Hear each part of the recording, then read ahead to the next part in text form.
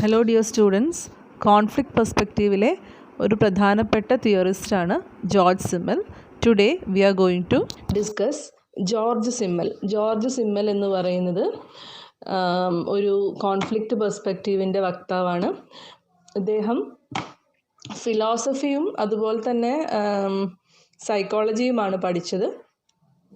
അദ്ദേഹത്തിൻ്റെ പ്രധാനപ്പെട്ട ആശയങ്ങൾ എന്ന് പറയുന്നത് problems of philosophy in history, introduction to the science of ethics, philosophy of money, investigations on the form of sociation, fundamental questions of sociology. ഇത്രയും ഇദ്ദേഹത്തിൻ്റെ വർക്ക്സാണ്. അദ്ദേഹത്തിൻ്റെ എല്ലാ ആശയങ്ങളും ഈ ഒരു പുസ്തകങ്ങളിലാണ് അടങ്ങിയിട്ടുള്ളത്. Okay, now we are going to discuss his concepts, and the major concepts of George Simmel are formal sociology, sociation, dyad and triad, superordination and subordination, social conflict, conflict and peace. ഈ എല്ലാ കോൺസെപ്റ്റുകളും പല question പേപ്പേഴ്സിലും ചോദ്യങ്ങളായിട്ട് short answer type questions ആയിട്ടുണ്ട്. അതുകൊണ്ട് ഇദ്ദേഹത്തിൻ്റെ ഓരോ കോൺസെപ്റ്റും ശ്രദ്ധയോടെ തന്നെ നിങ്ങൾ കേൾക്കുക, സംശയങ്ങളുണ്ടെങ്കിൽ ചോദിക്കുക കേട്ടോ. Formal sociology is concerned with forms of social relationship and interactions. Formal sociology എന്ന് പറയുന്നത് ഇദ്ദേഹത്തിൻ്റെ വളരെ പ്രധാനപ്പെട്ടിട്ടുള്ള ഒരു കോൺസെപ്റ്റാണ്. ഫോർമൽ എന്ന് പറയുന്ന സമയത്ത് ഔദ്യോഗികം എന്നൊന്നും അല്ല അർത്ഥാക്കുന്നത്. അപ്പോൾ ഫോർമൽ എന്ന് പറയുന്ന സമയത്ത് നമ്മൾ അങ്ങനെ വിചാരിക്കരുത്. ഫോമാണ്, അതായത് തരങ്ങൾ, സോഷ്യൽ റിലേഷൻഷിപ്പിൻ്റെ ഡിഫറെൻറ്റ് ടൈപ്സിനെ പറ്റിയിട്ടാണ് ഫോർമൽ സോഷ്യോളജി പഠിപ്പിക്കുന്നത്. ടു സിമ്മൽ എന്നാണ് കേട്ടോ. അത് പെട്ടെന്ന് ടൈപ്പ് ചെയ്തപ്പോൾ പ്രശ്നം പറ്റുന്നതാണ്, സ്പെല്ലിംഗ് മിസ്റ്റേക്സ് ഉണ്ട്. സിമ്മൽ, SIMMEL, സിമ്മൽ എന്ന് പറഞ്ഞാൽ അദ്ദേഹത്തിൻ്റെ പേരാണ്. To Simmel, sociology is a sum total of social relationship. സാമൂഹിക ബന്ധങ്ങളുടെ ആകെ തുകയെയാണ് ഇദ്ദേഹം സോഷ്യോളജി എന്ന് വിളിക്കുന്നത്. Formal sociology analyses patterns of interaction. Formal sociology analyse ചെയ്യുന്നത് മനുഷ്യന്മാർ തമ്മിൽ ബന്ധപ്പെടുമ്പോൾ ഉണ്ടാകുന്ന, അല്ലെങ്കിൽ എന്താ പറയുക, കമ്മ്യൂണിക്കേറ്റ് ചെയ്യുമ്പോൾ ഉണ്ടാകുന്ന നിരവധിയായിട്ടുള്ള പാറ്റേൺസിനെ വിശകലനം ചെയ്യുകയാണ് ഫോർമൽ സോഷ്യോളജി ചെയ്യുന്നത്. Okay, next concept of Simmel is sociation. അത് അങ്ങനെയാണ് പ്രൊനൗൺസ് ചെയ്യുക, സോസിയേഷൻ. ഈ അസോസിയേഷൻ്റെ എന്താ പറയുക, ഒഴിവാക്കിയിട്ട്. Okay, Simmel prefers to use the term association to indicate social interaction. അതായത് സാമൂഹികമായിട്ടുള്ള ഇടപെടലിനെ സൂചിപ്പിക്കാൻ വേണ്ടിയിട്ട് സിമ്മൽ ഉപയോഗിക്കുന്ന വാക്കാണ് സോസിയേഷൻ. ഓക്കെ, അപ്പോൾ ഇതാണ് അതിൻ്റെ definition. He use the term association to indicate social interaction. Therefore, to him, the subject matter of sociology is the forms of association. അപ്പം വിവിധങ്ങളായിട്ടുള്ള സോസിയേഷൻ, അതായത് സാമൂഹികമായിട്ടുള്ള ഇടപെടലിൻ്റെ ഡിഫറെൻറ്റ് പാറ്റേൺസ് ആണ് സോഷ്യോളജി എന്നാണ് അദ്ദേഹം പറയുന്നത്. അപ്പം സോഷ്യോളജി എന്ന് പറയുന്ന സബ്ജക്റ്റിൻ്റെ സബ്ജക്റ്റ് മാറ്റർ എന്ന് പറയുന്നത് ഫോംസ് ഓഫ് സോസിയേഷൻ ആണ് എന്നാണ് സിമ്മൽ പറയുന്നത്. Forms of association are the result of reciprocal relationship among individuals. വ്യക്തികൾ തമ്മിലുള്ള റെസിപ്രോക്കൽ ആയിട്ടുള്ള റിലേഷൻഷിപ്പ്. റെസിപ്രോക്കൽ എന്ന് പറഞ്ഞിട്ടുണ്ടെങ്കിൽ ഓപ്പോസിറ്റ് എന്നാണ്.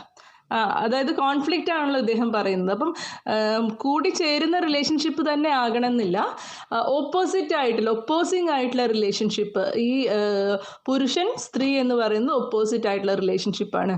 അച്ഛൻ മകൻ എന്ന് പറയുന്നത് ഒപ്പോസിറ്റ് ആയിട്ടുള്ള രണ്ടും എൻറ്റയർലി ഡിഫറെൻ്റ് അല്ലേ, ബട്ട് ഇറ്റ് ഈസ് റിലേറ്റഡ്. അങ്ങനെയുള്ള റിലേഷൻഷിപ്പുകൾ ഉണ്ടല്ലോ. അപ്പം റെസിപ്രോക്കൽ ആയിട്ടുള്ള വിപരീത ദിശയിലുള്ള റിലേഷൻഷിപ്പുകളെയാണ് റെസിപ്രോക്കൽ റിലേഷൻഷിപ്പ് എന്ന് പറയുന്നത്. ഇത്തരം റെസിപ്രോക്കൽ റിലേഷൻഷിപ്പിൻ്റെ എന്താ പറയുന്നത്, അങ്ങനത്തെ റിലേഷൻഷിപ്പ് സമൂഹത്തിൽ ഉണ്ടാകുന്നത് കൊണ്ടുണ്ടാകുന്ന ഫോംസ് ആണ് അസോസിയേഷൻ എന്നാണ് അദ്ദേഹം പറയുന്നത്. Okay, next is the dialectical approach of George Simmel. സിമ്മലിൻ്റെ മറ്റൊരു പ്രധാനപ്പെട്ട കോൺസെപ്റ്റാണ് ഡയലക്റ്റിക്കൽ അപ്രോച്ച് എന്നുള്ളത്. Dialectical approach involves the principle of ഡ്യുവാലിസം.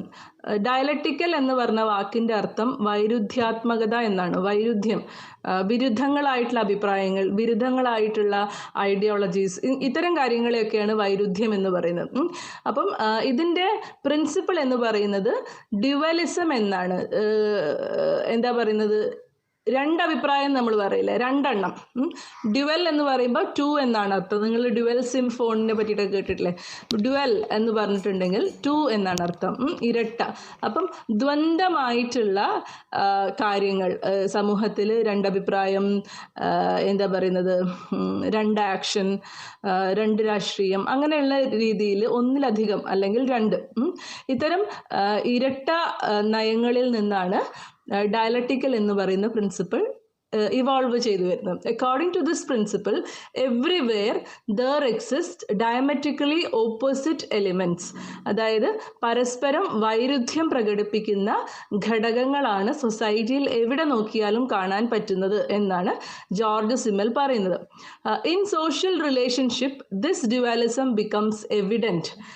സാമൂഹികമായിട്ടുള്ള ബന്ധങ്ങളിലെല്ലാം തന്നെ എന്ത് കാണാൻ പറ്റും, ഇത്തരമൊരു ഡ്യുവലിസം കാണാൻ കഴിയുന്നുണ്ട് എന്നാണ് അദ്ദേഹം പറയുന്നത്. ഇപ്പോൾ ഏതൊരു റിലേഷൻഷിപ്പും, ഞാൻ നേരത്തെ പറഞ്ഞു റെസിപ്രോക്കലായിട്ടുള്ള റിലേഷൻഷിപ്പുകളാണ് സമൂഹത്തിലുള്ളത് എന്നാണല്ലോ സിമ്മൽ പറയുന്നത്.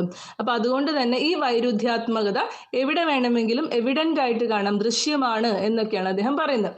This is A basic reason for the origin of conflict in the society. ഇതുകൊണ്ടാണ് സൊസൈറ്റിയിൽ കോൺഫ്ലിക്റ്റ് ഉണ്ടാകുന്നത് എന്നാണ് സിമ്മലിൻ്റെ വാദം. അപ്പം വൈരുദ്ധ്യാത്മകത സമൂഹത്തിൽ എല്ലാത്തരം റിലേഷൻഷിപ്പുകളിലും എല്ലാത്തരം മാനുഷിക സാമൂഹിക ഇടപെടലുകളിലും ഉള്ളതുകൊണ്ടാണ് സംഘട്ടനം എന്ന് പറയുന്ന പ്രതിഭാസം ഒരു സൊസൈറ്റിയിൽ ഉണ്ടാകുന്നത് എന്നാണ് ജോർജ് സിമ്മൽ വാദിക്കുന്നത്. Okay guys, next concept is social conflict. The dissociating elements are the cause of conflict, hatred, and envy. Conflict is designed to resolve divergent dualism. Unity, sometimes achieved through annihilation of one of the conflicting parties also.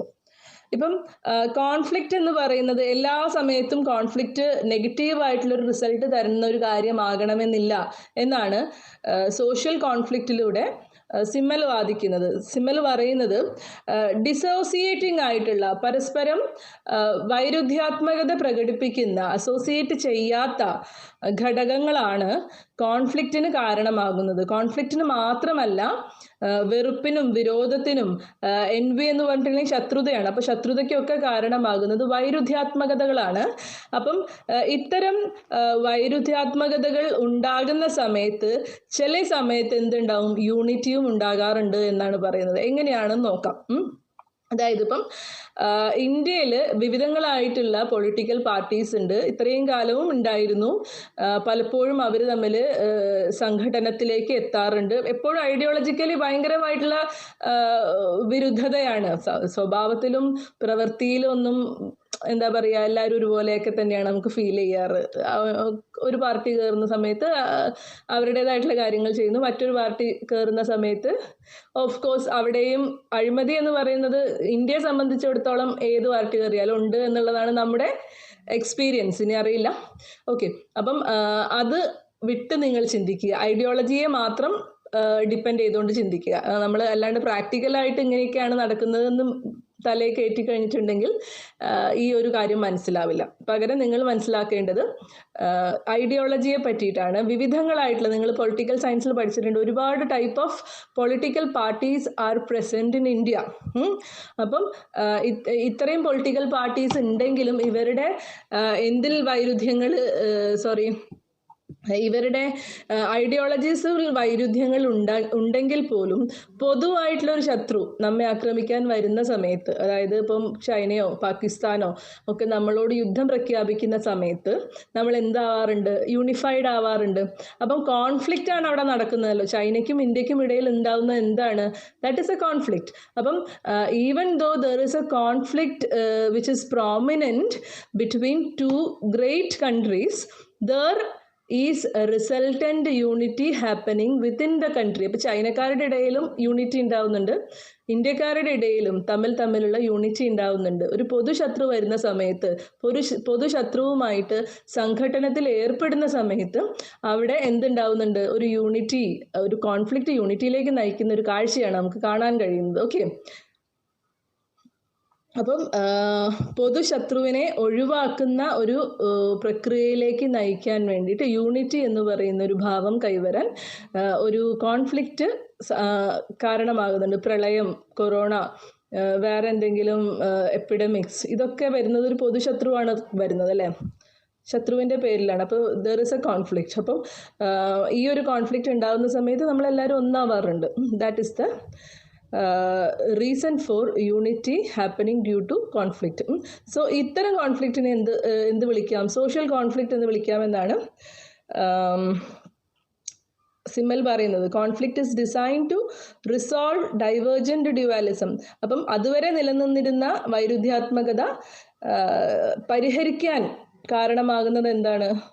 Of course conflict ആണ്. China ആക്രമിക്കാൻ വരുന്നു എന്ന് കേട്ട് കഴിഞ്ഞപ്പം ഇവിടെയുള്ള രാഷ്ട്രീയ പാർട്ടികളെല്ലാവരും ideology മറന്നിട്ട് ഒന്നാവുകയാണ്. അപ്പോൾ അവർ തമ്മിലുള്ളൊരു വൈരുദ്ധ്യാത്മകത തൽക്കാലത്തേക്ക് പരിഹരിക്കപ്പെടുകയാണല്ലോ ചെയ്യുന്നത്. Okay, that conflict is design to resolve divergent dualism എന്നാണ്, തെറ്റിപ്പോയതാണ്. You can read it as dualism. To Simmel, conflict is not disruptive aspects in social life. It resolves tension between social groups and peace can be achieved. ഇദ്ദേഹം പറയുന്നത് conflict എന്ന് പറയുന്നത് ഒരു നശീകരണ സ്വഭാവമുള്ള ഒന്നല്ല, പകരം ടെൻഷൻ ഒഴിവാക്കുകയും സോഷ്യൽ ഗ്രൂപ്പുകൾ തമ്മിൽ സാഹോദര്യവും സമാധാനവും കൈവരാൻ ഇത്തരം കോൺഫ്ലിക്റ്റുകൾ വഴിയൊരുക്കുന്നുണ്ട് എന്നുള്ളതാണ്. അതിൻ്റെ റീസൺ ഞാൻ നേരത്തെ പറഞ്ഞു. Conflict creates alliances of previously antagonistic group to fight against a common opponent. ഒരു പൊതുശത്രു വരുന്ന സമയത്ത് പ്രീവിയസ്ലി ആൻറ്റഗണിസ്റ്റിക്, മുൻപേ ശത്രുതയിലായിരുന്ന, ആൻറ്റഗണിസ്റ്റിക് എന്ന് പറഞ്ഞിട്ടുണ്ടെങ്കിൽ ശത്രുത എന്നാണ്, ആൻറ്റഗണി എന്ന് പറഞ്ഞിട്ട് ശത്രുതയാണ്. അപ്പം മുൻപേ ശത്രുതയിലായിരുന്ന ഗ്രൂപ്പുകൾ തമ്മിൽ രമ്യതയിലെത്താനും ലൈൻസ്, അതായത് അവർ തമ്മിലൊരു ലൈൻസ് എന്ന് പറഞ്ഞാൽ കരാറോ അല്ലെങ്കിൽ എന്തെങ്കിലും ഒരു സമന്വയം അതിലെത്താനും, അതുപോലെ തന്നെ അന്നേരം നിലനിൽക്കുന്ന ടെൻഷൻസ് എല്ലാം ദൂരീകരിക്കാനും കാരണമാകുന്നത് എന്താണ്? കോൺഫ്ലിക്റ്റ് ആണ് എന്നാണ് സിമ്മൽ പറയുന്നത്. Conflict creates alliances of in this way conflict can generate consensus and unity among the members of society. Conflict മുഖാന്തരം സൊസൈറ്റിയിലെ മെമ്പേഴ്സ് തമ്മിൽ സമവായം ഉണ്ടാകുന്നു എന്നുള്ളതാണ്. സമവായം എന്നുള്ള പദം നമ്മൾ മുൻപും കേട്ടിട്ടുണ്ട്. കൺസെൻസസ് എന്ന് പറയുന്നത് കോംറ്റെ മുതൽ ദുർഖൈം മുതൽ ഉള്ള ഫങ്ഷണലിസ്റ്റുകൾ എല്ലാവരും പറഞ്ഞതാണ്. പക്ഷേ കോൺഫ്ലിക്റ്റിൻ്റെ ഭാഗമായിട്ട് സമവായം എന്നുള്ള പദം ആദ്യമായിട്ട് ഉപയോഗിക്കുന്നത് സിമ്മലാണ്.